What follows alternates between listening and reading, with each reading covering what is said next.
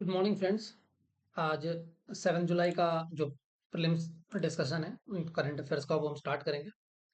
तो एक बार देखते हैं क्या इंपॉर्टेंट आर्टिकल है। पर देखो ऐसा है ना कि कुछ न्यूज़ ना जरूरी नहीं जो सारे न्यूज़ है ना अपन कवर कर सकते हैं, ठीक है ना। लेकिन कुछ ऐसे जो प्रीलिम्स पॉइंट ऑफ व्यू से या एग्जामिनेशन ओरिएंटेड जो न्यूज़ होंगे ना वो तो हम कवर कर लेंगे पूरा। लेकिन कई बार ऐसा होता है ना कि न्यूज़पेपर में कुछ पॉलिटिकल डिस्कशंस होते हैं, तो वो मैं क्या करता हूँ उसके उसके अपन ऐसा करेंगे कि नॉर्मल में डिस्कस कर लिया करूंगा 1-2 मिनट, ठीक है ना। तो जैसे अभी देखो, अभी एक तरीके से ना अभी आपको पता है कि प्राइम मिनिस्टर मोदी जो है वो मोदी जी की अभी 5 देशों की यात्रा पे हैं, ठीक है ना। तो वहां पे जिन चीजों की बात चल रही है ना, तो अभी उन्होंने रिआइटरेट किया है कि हम जो है ना इंडिया का पूरा फोकस किस पे है, साउथ साउथ कोऑपरेशन पे, ठीक है ना। साउथ साउथ कोऑपरेशन पे मतलब उन्होंने जो बात की है ना उसको ध्यान में रखते हुए जो उनका ग्लोबल साउथ का जो मिशन है ना उसके लिए उसके रिगार्डिंग उन्होंने बात की है, ठीक है ना। तो एक बस ये ऐसे जैसे कई बार होता है कि आप न्यूज़पेपर देखते हो और उसमें कोई पॉलिटिकल सा न्यूज़ होता है, लेकिन वो इतना हमारे लिए रेलिवेंट नहीं होता, पर इंटरनेशनल रिलेशन के लिए कोई फॉडर मटेरियल की तरह वो कई बार यूज हो सकता है। तो वो मैं ऐसे इनिशियल हाफ में ना वो डिस्कस कर लिया करूंगा, ठीक है ना। चलो नेक्स्ट आर्टिकल पे चलते हैं अपन। तो सबसे पहला आर्टिकल ना टर्बियम के रिगार्डिंग है, ठीक है ना। अब टर्बियम क्या है, तो टर्बियम ना अपने आप में एक रेयर अर्थ मेटल है, ठीक है ना। क्या है? रेयर अर्थ मेटल, ठीक है ना। अब देखो मैं एक बात बताता हूँ आपको, ठीक है ना। अगर आप ध्यान से समझो इसको, तो जैसे आप जिन लोगों ने भी साइंस पढ़ा होगा ना, तो ये अगर आप पीरियोडिक टेबल को देखो तो पीरियोडिक टेबल के अंदर आपको इस तरीके से चीजें दिखती है यहाँ पे, और ये वाला एक ब्लॉक होता है, ठीक है ना, एसपीडीएफ, ठीक है ना। आपको ये और एक यहाँ पे ब्लॉक आपको देखने को मिलता है, और दो ब्लॉक आपके नीचे होते हैं, ठीक है ना। तो ये लेंथेनाइड्स होता है और नीचे वाला एक्टेनाइड्स होता है।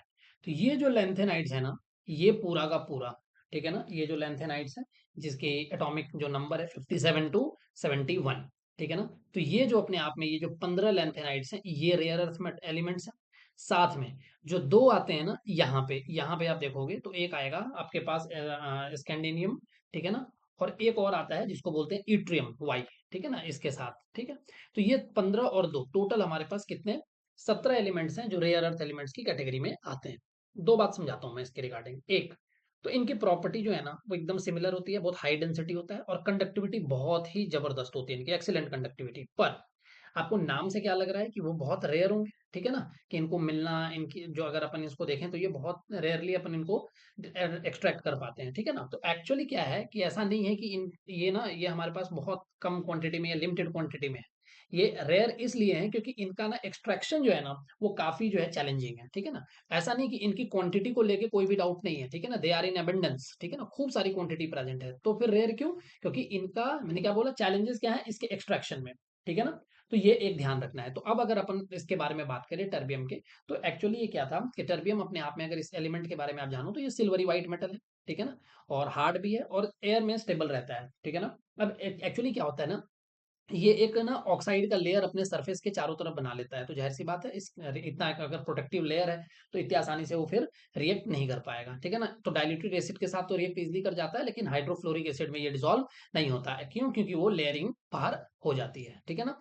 और ये one of the rarest rare earth metal है जो अर्थ पे मिलता है, इतना ही रेयर जितना थैलियम है। मतलब इसका मतलब थैलियम को भी एक्सट्रैक्ट करना काफी चैलेंजिंग है, टर्बियम को भी एक्सट्रैक्ट करना चैलेंजिंग है। अच्छा, इसको ना हम ग्रीन लाइट जो डिवाइसेज में जो ग्रीन लाइट होती है ना उसको बनाने के लिए यूज करते हैं, ठीक है ना। जैसे फ्लोरोसेंट लैंप्स हो गए, टीवी हो गए, कंप्यूटर मॉनिटर्स हो गए, तो उसमें ग्रीन लाइट के लिए हम इसको टर्बियम को यूज करते हैं, ठीक। अब आप बोलोगे कि अभी न्यूज में क्यों हम डिस्कस क्यों कर रहे हैं, तो अभी क्या हुआ, आईआईएससी जो इंडियन इंस्टीट्यूट ऑफ साइंस है, जो इंडिया का प्रीमियर इंस्टीट्यूशन है साइंस का, बेंगलुरु, उसने डेवलप किया है ग्लोइंग पेपर सेंसर, ठीक है ना, चमकता हुआ एक पेपर सेंसर। अब ये सेंसर क्या डिटेक्ट करता है, ये डिटेक्ट करता है लीवर कैंसर।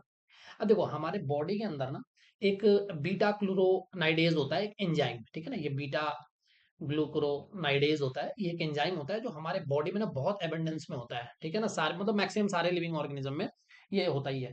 तो जब इसकी क्वांटिटी ना, ये एक तरीके का बायोमार्कर है, तो जब इसकी क्वांटिटी जब बहुत ज्यादा इंक्रीज कर जाती है ना, तो यही एंजाइम जो है ना बायोमार्कर की तरह जो है ना वो एक्ट करता है, और ये इंडिकेटर एक तरीके का, तो ये इंडिकेट करेगा हमें, ठीक है ना।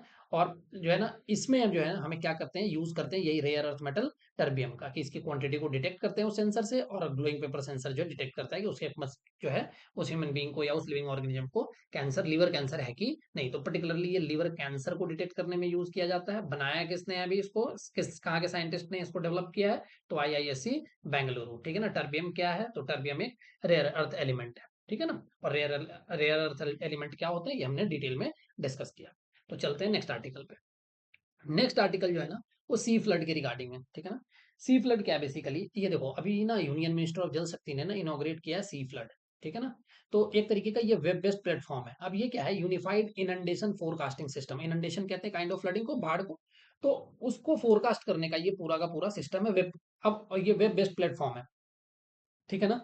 तो एक तरीके से ना इंडिया जो अपने फ्लड मैनेजमेंट पे काम कर रहा है ना, उसको तो ये स्ट्रेंथन करेगा ही करेगा। जो डिजास्टर रिस्पांस फ्रेमवर्क है उसको भी साथ में इंटीग्रेट करके उसको भी स्ट्रेंथनिंग का काम करेगा। तो अब एक बार देखते हैं कि सी फ्लड क्या है। तो सी फ्लड एक वेब बेस्ड प्लेटफॉर्म है जो कि 2 दिन पहले ही एडवांस में डिटेक्ट करके फोरकास्ट करेगा कि बाढ़ जो है ठीक है ना, कहाँ कहाँ किन किन एरिया में, विलेज लेवल तक ये करेगा, ठीक है ना। तो पूरा मैपिंग करेगा, वाटर लेवल का प्रोडिक्शन करेगा कि कितना एक पानी में जो है आपको राइज देखने को मिलेगा, वाटर जो इसका लेवल है उसमें कितना राइज आएगा, कौन कौन से एरिया जो है वो पॉसिबिलिटी है कि वो जो है बाढ़ जो जो बाढ़ का पानी है उन इन विलेजेस के इन इन पर्टिकुलर एरिया के अंदर आपको जैसे कहते हैं ना इसको कैटेगराइज कर देना कि ये जो एरिया है वो बहुत हेवली जो है वो अफेक्टेड होगा, ठीक है ना, ये थोड़ा मॉडरेटली अफेक्टेड होगा। तो इस तरीके से वो प्रिडिक्शन आएगी, ठीक है ना। तो काइंड ऑफ अगर आप देखो तो ये 2D हाइड्रोनॉमिक मॉडलिंग जो है उसको यूज करता है, ठीक है ना। और इसके फोरकास्ट को इंटीग्रेट किया जाएगा जो नेशनल डिजास्टर मैनेजमेंट की जो इमरजेंसी रिस्पांस पोर्टल है ना, ठीक है ना, उसके साथ। क्योंकि देखो अल्टीमेटली जब भी फ्लड लाइक सिचुएशन आएगी तो इसका जो अगर आप देखो तो इस सिचुएशन को कंट्रोल करने के लिए जो नेशनल डिजास्टर जो रिसोर्स एनडीआरएफ की जो टीम है रिस्पांस फोर्स, ठीक है ना, ये आएगी, ठीक है ना। और इनकी जो पोर्टल है वो है disaster management emergency response portal. तो उसके साथ अगर इंटीग्रेट हो जाएगा तो वहां से हम जो अपने फ्लड इनंडेशन प्रोग्राम है या मैनेजमेंट है उसको हम बेहतर तरीके से कर सकते हैं। तो इसको बनाया किसने, एक तो सीडेक पुणे ने बनाया, साथ में सेंट्रल वाटर कमीशन ने भी। क्योंकि देखो वाटर की एक्चुअली जो अब सीडेक ने तो ये क्या किया, ये सिर्फ इसका टेक्निकल पार्ट जो है उसमें टेक्निकल पार्ट को डील किया। लेकिन वाटर जो है ना कमीशन, उसने क्या किया, इसको डेटा प्रोवाइड किया, ठीक है ना। और सारी जो सेंसिंग है वो हाइड्रोलॉजी प्रोजेक्ट के अंदर जो नेशनल रिमोट सेंसिंग सेंटर है वहां से इसको प्रोवाइड किया गया। तो ये तीन ऑर्गेनाइजेशन सीडेक, सीडब्ल्यूसी और एनआरएससी, तीनों ने मिलकर इसको सी फ्लड को क्या किया, डेवलप किया है, ठीक है ना। और इसका एग्जीक्यूशन किस में होगा, तो under the national super computing mission. अब देखना 3 नदियों को ना अभी इसमें प्रेजेंट कवरेज दिया गया है, ठीक है ना, महानदी, गोदावरी और तापी। अब तापी के आने से क्या हुआ, देखो इन तीनों नदियों के आने से ये जो टॉपिक है ना वो यूपीएससी में भी इंपॉर्टेंट हो गया। तापी के आने से ये प्रोजेक्ट, ये जो है ना पर्टिकुलरली सी फ्लड जो है वो जीपीएससी के लिए भी इंपॉर्टेंट हो गया, ठीक है ना। चलो तो चलते हैं नेक्स्ट आर्टिकल की तरफ। अगला आर्टिकल देखो, साइट्स को ना 50 साल हुए हैं पूरे, ठीक है ना, कितने साल, 50 ईयर्स, किसके, साइट्स के, ठीक है ना। अब साइट्स क्या है, साइट्स ना इसका पूरा नाम है convention on international trade in endangered species of wild fauna and flora, ठीक है ना। तो एक्चुअली क्या हुआ, देखो सबसे पहले ना ये आइडिया, अब देखो नाम से पता लग रहा है कि ये जो आइडिया है ना ये किस बात किसके रिगार्डिंग आया। तो इंटरनेशनल ट्रेड, जो भी स्पीसीज जो इंडेंजर्ड है, खतरे में, उनका जो ट्रेडिंग है ना उसको किस तरीके से कंट्रोल किया जाए उसके ऊपर एक कन्वेंशन बनाया अलग अलग देशों ने सब साथ आके। तो पहली बार ना आईयूसीएन के जो मेंबर जब मिले थे 1963 में, तब ये आइडिया जो है कंसीव किया गया था। पर 1963 के 12 साल बाद, ठीक है ना, 1 जुलाई को, 1 जुलाई 1975 को साइट्स का जो है कन्वेंशन जो है वो साइन किया गया और जो है इसको अडॉप्ट किया गया, ठीक है ना। तो एक तो इसके रेजोल्यूशन को, ठीक है ना, और इसका 63 में इसका रेजोल्यूशन मूव किया गया, लेकिन ये फोर्स में कब से लागू, कब से हुआ, 1 जुलाई 1975 से। अब ध्यान देना कि इसमें अभी 185 पार्टीज है, 185 मेंबर्स स्टेट्स हैं उसके, ठीक है ना। और इंडिया ने नेक्स्ट ईयर ही 1976 में इसको रेटिफाई कर दिया। ये ध्यान रखना ये लीगली बाइंडिंग है, ये बहुत इंपॉर्टेंट पार्ट है कि लीगली बाइंडिंग है, ठीक है ना। लेकिन ध्यान रखना अगर आपके कंट्री के अंदर कोई नेशनल लॉ है तो उसको रिप्लेस नहीं करता। अगर आपने जो है ना ट्रेड के रिगार्डिंग अगर आपके अपने कोई लॉ है, जो भी आपने इंडेंजर्ड स्पीसीज के या वाइल्ड लाइफ के किस तरीके से जो है ना उसका इंटरनेशनल ट्रेड होगा उसके रिगार्डिंग आपका कोई डोमेस्टिक लॉ है, उसको फिर ये रिप्लेस नहीं करेगा, ठीक है ना। तो इसमें 3 अपेंडिक्स हैं, ठीक है ना, कि डिग्री ऑफ प्रोटेक्शन किस एनिमल को या किस फ्लोरा या किस फौना को कितनी डिग्री ऑफ प्रोटेक्शन चाहिए उसके अकॉर्डिंग 3 अपेंडिक्स बनी हुई है, ठीक है ना। अपेंडिक्स का मतलब मान के चलो 3 टेबल बनी हुई है, ठीक है ना। 3 अपेंडिक्स इस तरीके से 1, 2 और 3, ठीक है ना, 1, 2 एंड 3। अब देखो 1 में क्या है, ये वो स्पीसीज हैं जिनका एक्सटिंक्शन का खतरा है। तो जाहिर सी बात है आप इनको ट्रेड को तो परमिट नहीं करोगे, अगर परमिट करना है तो बहुत एक्सेप्शनल सर्कमस्टांसेस होने चाहिए। तो गोरिल्ला, सी टर्टल्स, ठीक है ना, जायंट पांडाज वो इस कैटेगरी में आते हैं। यहाँ पे इनका एक्सटिंक्शन का खतरा नहीं है, ठीक है ना, लेकिन फिर भी इनको रेगुलेट करना जरूरी है। तो pedal fish, lions, American alligators, ये सारे हो गए, ठीक है ना। और ये जो तीसरा लिस्ट है ना, इनका तो ऐसा है कि ये ना प्रोटेक्टेड है किसी एक कंट्री में एटलीस्ट, ठीक है ना। और अगर ये प्रोटेक्टेड है मतलब उस एक कंट्री में उसको एक्सटिंक्शन का खतरा है या उनके वो एंडेंजर्ड है, तो इसका मतलब वो बाकी साइट्स के मेंबर को बोल रहे हैं कि थोड़ा सा ना उसको असिस्ट करने के लिए, ठीक है ना, ताकि किसी तरीके से इसके ट्रेड को कंट्रोल किया जा सके। ठीक, तो इसमें जो है वो map turtles, walruses, cape stick beetles, ये सारे अपेंडिक्स 3 के एग्जाम्पल हैं। तो एक्चुअली ये तीनों अपेंडिक्स हमारे लिए इंपॉर्टेंट है। इसको एडमिनिस्टर कौन करता है? यूनाइटेड नेशन एनवायरमेंट प्रोग्राम, जिसका हेडक्वार्टर जेनेवा स्विट्जरलैंड में है। अच्छा, किसी भी ऑर्गेनाइजेशन को ना जब इस तरीके की कोई भी कन्वेंशन और ऑर्गेनाइजेशन बनती है तो उसमें कॉन्फ्रेंस ऑफ पार्टीज होती है, जो सबसे हाईएस्ट डिसीजन मेकिंग बॉडी होती है। ये हर 2-3 साल में मिलती है। इसमें ध्यान रखना, इंडिया में भी साइट्स का एक सीओपी हो चुका है 1981 में दिल्ली में, ठीक है ना, COP3, ठीक है ना, जो कॉन्फ्रेंस ऑफ पार्टी का जो थर्ड एडिशन था वो कहाँ हुआ था? दिल्ली में 1981 में। तो यही कॉन्फ्रेंस ऑफ पार्टी जो है कौन सा स्पीसीज ऐड होगा, किसको रिमूव किया जाएगा अपेंडिक्स 1 और 2 से, ठीक है ना, वो यही डिसाइड करती है। अब देखना साइट्स के ना दो इंपॉर्टेंट इनिशिएटिव हैं। एक तो माइक प्रोग्राम है, ठीक है ना, माइक कहा जाता है monitoring of the illegal killing of elephant program, ठीक है ना। तो एक साइट का ये इनिशिएटिव है ताकि जो इलीगल एलिफेंट किलिंग्स हो रही थी ना अफ्रीका और एशिया में, उसको कंट्रोल करने के लिए, उसको रोकने के लिए, ठीक है ना। तो उसको मॉनिटर कर रहे थे उस ट्रेंड को कि क्यों हो रही है, क्या हो रही है, ठीक है ना। तो ये माइक प्रोग्राम साइट्स का है, ये बहुत इंपॉर्टेंट है। और दूसरा एक कंसोर्टियम बना था international on कम्बेटिंग wild life crime, ठीक है ना। तो वाइल्ड लाइफ में जो क्राइम हो रही है ना, जो भी, तो उसको रोकने के लिए ग्लोबल पार्टनरशिप थी किसके किसके बीच में? साइट्स में, इंटरपोल, यूएनओडीसी, ठीक है ना, वर्ल्ड बैंक और वर्ल्ड कस्टम ऑर्गेनाइजेशन, ठीक है ना, WCO, ये सब साथ आके जो है जो इलीगल वाइल्ड लाइफ ट्रेड हो रहा है ना, उसको उसको कॉम्बैट कर रहे थे, और साथ में जो स्ट्रिक्ट लॉ एनफोर्समेंट है उसको और ज्यादा स्ट्रेंथन कर रहे थे।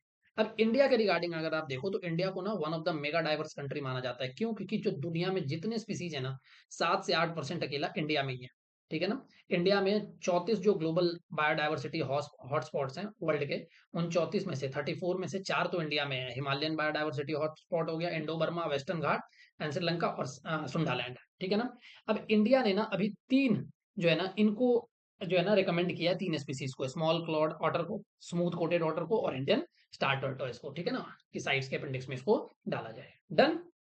तो चलते हैं नेक्स्ट आर्टिकल पे। देखो, अगला आर्टिकल किसके बारे में है? फिनेंशियल फ्रॉड रिस्क इंडिकेटर के रिगार्डिंग ये आर्टिकल है। ठीक, अब हुआ क्या एक्चुअली, देखो पहले मैं इसका ना बैकग्राउंड बताता हूँ। अपने पास सबके पास ना जैसे कॉल आता है और कोई इस टाइप का जो अननोन नंबर होता है ना, तो उसमें अगर फ्रॉड के चांसेस होते हैं तो उस पर आजकल लिख के आता है स्पैम, ठीक है ना। तो इससे क्या होता है, हम अलर्ट हो जाते हैं। हम आज के टाइम पे देखो तो फिनेंशियल फ्रॉड ना, ठीक है ना, ये बहुत ज्यादा बढ़ते जा रहे हैं, ठीक है ना। कहीं पेमेंट डिडक्ट हो जाना, किसी न किसी थर्ड पार्टी को पेमेंट हो जाना, ठीक है ना। उसके बाद जैसे आप देखते होंगे कि कई बार ऐसा होता है कि आपके साथ स्कैम कर लिया जाता है कोई प्रोडक्ट के नाम पे। तो इस तरीके से फिनेंशियल, क्योंकि देखो फिनेंशियल लिटरेसी इतनी भी ज्यादा अभी ना गांव गांव तक पेनिट्रेट नहीं की है। तो उसका जो जो कुछ इस तरीके के लोग होते हैं ना, जो एविल माइंड या क्रिमिनल माइंडेड टाइप मेंटालिटी होती है, वो क्या करते हैं, इसको एक्सप्लॉइट करते हैं इन्हीं सिचुएशन।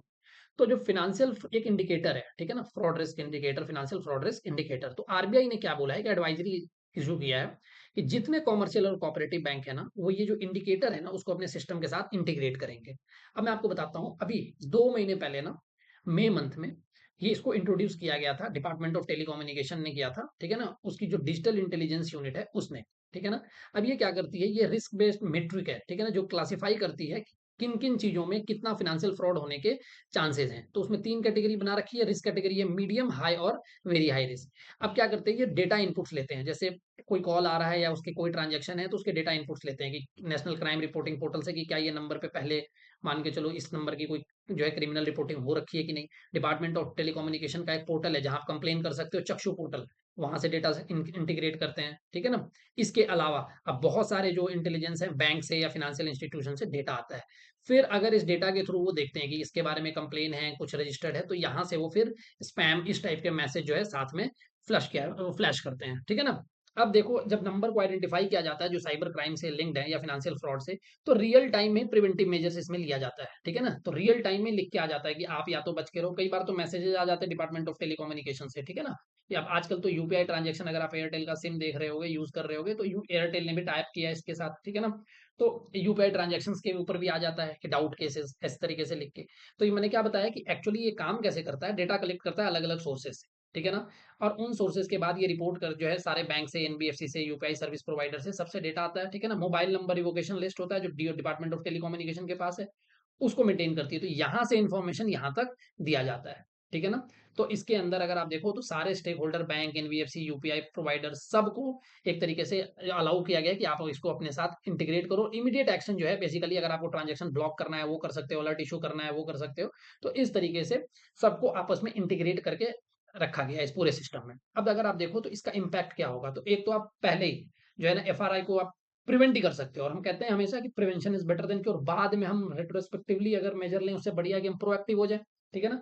अलग अलग सेक्टर के बीच में आपको कोलैबोरेशन देखने को मिलेगा। ठीक है ना? मैंने अभी आपको बताया कि कितने सेक्टर आपस में कोलैबोरेट कर रहे हैं। ठीक, टेलीकॉम और जो बैंकिंग इंटीग्रेशन है, ठीक है ना, उसका उसका आपको जो है एक तरीके से एग्जांपल दिखेगा कि एक की तरफ टेलीकॉम जहां से नंबर से मोबाइल नंबर जो है वो एक्सेसिबिलिटी मिल रही है उसको एक्सेस कर रहे हैं, और बैंकिंग से क्या उसका जो फ्रॉड है उन दोनों को जो है आपस में इंटरलिंक किया जा रहा है, तो उसका इंटीग्रेशन देखने को मिलेगा। और सबसे बड़ी बात, जब इस तरीके की चीजें जब होंगी ना और लोगों का जो है ना एक जो डिजिटल ट्रस्ट है ना वो वापस रिस्टोर होगा। ठीक है ना? तो वो डिजिटल ट्रस्ट आपको रिस्टोर कर देखने को मिलेगा। डन। तो इसका इंपॉर्टेंस भी है। एक तो रियल टाइम मैंने बताया fraud detection, sector wide standard होगा, और डिजिटल इंडिया के विजन को ये वापस जो है वो पोर्ट्रे करेगा। तो ये पूरा फाइनेंशियल फ्रॉड रिस्क इंडिकेटर के बारे में आर्टिकल था। इस न्यूज को हमने डिस्कस किया। ठीक है ना? अगला जो न्यूज था ना वो रिसर्च डेवलपमेंट और इनोवेशन स्कीम के रिगार्डिंग आरडीआई स्कीम है। ठीक है ना? तो यूनियन कैबिनेट ने अभी एक्चुअली क्या किया है, एक कॉर्पस है 1 लाख करोड़ का, उसको अप्रूव अप्रूव किया है। कितने लाख करोड़ का? 1 लाख करोड़ का। अब देखो मैं एक बात बताता हूँ आपको, सिंपल। इंडिया के अंदर ना रिसर्च एंड डेवलपमेंट में इतना हम खर्च नहीं करते। अगर आप आर&डी अच्छा नहीं करोगे तो आपके प्रोडक्ट के ऊपर जो है थोड़ा सा प्रोडक्ट को कॉम्प्रोमाइज करना पड़ेगा। यहाँ से आपके जो एक्सपोर्ट कॉम्पिटिटिवनेस है ना वो डिक्लाइन करेगी। तो जब आपकी क्वालिटी नहीं होगी प्रोडक्ट में तो आप उसको बाहर एक्सपोर्ट क्या करोगे? और जब आप एक्सपोर्ट नहीं करोगे ना तो आपका जो है ना काइंड ऑफ डॉलर की जो है ना आपको शॉर्टेज देखने को मिलेगी। और जब डॉलर की शॉर्टेज देखने को मिलेगी तो आपके पास जब डॉलर इतने क्वांटिटी में नहीं आएगा, और डॉलर काइंड ऑफ अभी अपन मान रहे हैं ग्लोबल करेंसी है, ग्लोबल। ठीक। तो अगर डॉलर नहीं आ रहा आपके पास तो इसका मतलब आपके डॉलर की शॉर्टेज होगी, और जब किसी चीज की सप्लाई कम होती है और डिमांड ज्यादा होती है तो फिर उसका रूपी पे आपके लोकल करेंसी पे इंपैक्ट देखने को मिलेगा, और ये पूरी इकोनॉमी को जो है ना इकोनॉमी का जो स्ट्रक्चर है ना उसको डिस्टॉर्ट करेगा फिर। तो एक चीज से देख रहे हो कितनी आपस में इकोनॉमी में यही होता है, एक पॉइंट से ना सारे एक पूरा साइकिल फ्रेम बन जाता है। ठीक है ना? अब आपको सिंपल मैं बताता हूँ कि अब है क्या। तो आर एंड डी पे मैंने बताया कि इंडिया ना मतलब बहुत कम, और बहुत कम मतलब 1% से भी कम, प्रिसाइजली लो तो 0.7% अपने जीडीपी का हम खर्च करते हैं। जो बड़ी बड़ी कंपनी है, कंट्री है, इसराइल हो गया, चाइना हो गया, वो लोग अराउंड 2 से 3%, 1.5%, 3% तक के बीच में खर्च करते हैं। ठीक है ना? यूरोप यूरोप के भी जो यूरोपियन कंट्री है वो भी आर एंड डी पे अच्छा खासा खर्च करते हैं। तो अब हुआ कि अब देखा गया कि आर एंड डी में ना एक्चुअली मैंने थोड़े दिन पहले भी आर्टिकल डिस्कस किया था इससे रिगार्डिंग मेंस में, कि अब एक्चुअली होता क्या है ना कि प्राइवेट कंपनियों में ना रिलक्टेंस होती है। वो क्या करते हैं, वो शॉर्ट टर्म प्रॉफिट ओरिएंटेशन की तरफ उनका फोकस होता है कि कैसे अपन शॉर्ट टर्म में प्रॉफिट अर्न करें और बस हो गया। ठीक है ना? तो अब जो है ना गवर्नमेंट ने क्या किया, 1 लाख करोड़ का कॉर्पस तैयार करके दिया है। ठीक है ना? किसको? ये एक नाम से ही पता लग रहा है। ठीक है ना? किसको? प्राइवेट कंपनी को। रिसर्च डेवलपमेंट के लिए इनोवेशन स्कीम लाया गया है। ठीक है ना? काइंड ऑफ, ताकि लॉन्ग टर्म फाइनेंसिंग किया जाए, लॉन्ग टेन्योर्स के लिए, लो रेट पे या निल मतलब जीरो इंटरेस्ट रेट पे भी, ताकि प्राइवेट सेक्टर इन्वेस्टमेंट जो है वो बढ़े। ठीक है ना? अब मैं आपको एक ना बैकग्राउंड समझाता हूँ। एक ना फाउंडेशन है जिसका नाम है अनुसंधान नेशनल रिसर्च फाउंडेशन। ठीक है ना? एएनआरएफ। तो ये 2023 में इसको जो है ना एएनआरएफ एक्ट के थ्रू एस्टेब्लिश किया गया था, नेशनल एजुकेशन पॉलिसी के रिकमेंडेशन पे। तो ये एपेक्स बॉडी है जो कि साइंटिफिक रिसर्च की जो है डायरेक्शन को ना किस तरीके से जो है ना चैनलाइज किया जाए, साइंटिफिक रिसर्च इंडिया में आगे बढ़े, उसको एक डायरेक्शन देती है ये। ठीक है ना? तो इसका ऑब्जेक्टिव क्या है कि प्राइवेट सेक्टर इन्वेस्टमेंट को बढ़ाना आर&डी में। कौन? Department of science and technology इसको एडमिनिस्टर करती है। ठीक है ना? तो ये तीनों के बीच में एक तरीके का कोलैबोरेशन देखने को मिलता है, उसको फैसिलिटेट करती है इंडस्ट्री के बीच में, इंडियन एकेडमिशिया के बीच में और गवर्नमेंट के बीच में। डन। अब इसको हेड कौन करते हैं? प्राइम मिनिस्टर इसके चेयरपर्सन है, और 2 वाइस प्रेसिडेंट होते हैं, minister of science and technology और मिनिस्टर ऑफ एजुकेशन। ठीक है ना? और इसके अलावा इसमें बहुत सारे बॉडी होते हैं, एक सीईओ होता है। ठीक है ना? मेंबर बहुत सारे होते हैं। ठीक है ना? तो बेसिकली ये जो अनुसंधान नेशनल रिसर्च फंड जो अगर आप देखो तो इसमें ना फंडिंग सोर्सेज के सेंट्रल गवर्नमेंट के ग्रांट लोन हो गए, इन्वेस्टमेंट से आता है। ठीक है ना? कई बार जो science and technology research fund है 2008 वाला एक्ट से जो बना था वहां से आता है। ठीक। तो इन इसी के रिगार्डिंग इसी फंड के अंदर जो एक गवर्निंग बॉडी है ना यही जो है ना आरडीआई स्कीम को भी ना एक तरीके से डायरेक्शन देगी। ठीक है ना? एक एम्पावर्ड ग्रुप ऑफ सेक्रेटरी जो है जिसको कैबिनेट सेक्रेटरी लीड करेंगे, वो बताएगा कि स्कीम को चेंज जो भी चेंजेस हैं उसको अप्रूव करना, क्या सेक्टर्स होंगे उसको फाइनलाइज करना, प्रोजेक्ट कैसे होंगे। ठीक है ना? और पूरे स्कीम का परफॉर्मेंस को रिव्यू करने के लिए इसी एएनआरएफ के अंदर एक एम्पावर्ड ग्रुप बनाया जाएगा। ठीक है ना? Empowered group of secretaries. Done. अब देखो, इसको भी department of science and technology जो है नोडल डिपार्टमेंट की तरह एक्ट करेगी इसके इम्प्लीमेंटेशन के लिए। पर अब सवाल आता है कि इसकी फंडिंग जो है ना, वो फंडिंग कैसे होगी? तो फंडिंग जो है ना, इसके अंदर एक 2 टियर जो है ना फंडिंग मैकेनिज्म होगा, ठीक है ना? तो एसपीएफ को सबसे पहले ना एक स्पेशल पर्पस फंड पे, ठीक है ना, एक एस्टैब्लिश किया जाएगा एएनआरएफ के अंदर, इसके अंदर, ठीक है ना, इसके अंदर। और वही जो है ना कस्टोडियन ऑफ फंड की तरह एक्ट करेगा। दूसरा, अगर आप देखो तो deep tech fund of funds की भी बात की जा रही है, ठीक है ना? तो अगर आप इसके अंदर देखो तो फोकस किस पे है? तो फोकस है सनराइज डोमेन पे, ठीक? से किस पे? सनराइज डोमेन पे। और ना सिर्फ सनराइज डोमेन की बात है, ठीक है ना, इसके अंदर जो भी सेक्टर जो इकोनॉमिक सिक्योरिटी के लिए इंपॉर्टेंट है, स्ट्रेटेजिक पर्पस के लिए इंपॉर्टेंट है, सेल्फ रिलायंस के लिए इंपॉर्टेंट है, उन सारे सेक्टर पे फोकस होगा। तो ये पूरा आर्टिकल था जो आरडीआई स्कीम है उसके रिगार्डिंग। तो आज के डिस्कशन में बस इतना ही, ठीक है ना? आप इस आर्टिकल को रिवाइज कीजिए। और जो मेंस का डिस्कशन है वो एडिटोरियल अभी थोड़ी देर में, आपको एडिटोरियल भी मैं आपके साथ डिस्कस करूंगा। तो आज से तो ऐसा है कि जो एप्टीट्यूड है उसके आर्टिकल भी आएंगे, और मैं एक जीएस का भी सब्जेक्ट जो है वो स्टार्ट कर रहा हूँ, ठीक है ना? तो उसकी भी प्लानिंग हो गई है, वो भी आज से आपको वीडियोस जो है टाइमली अवेलेबल किया जाएगा चैनल पे। चलिए, थैंक्स फॉर वॉचिंग।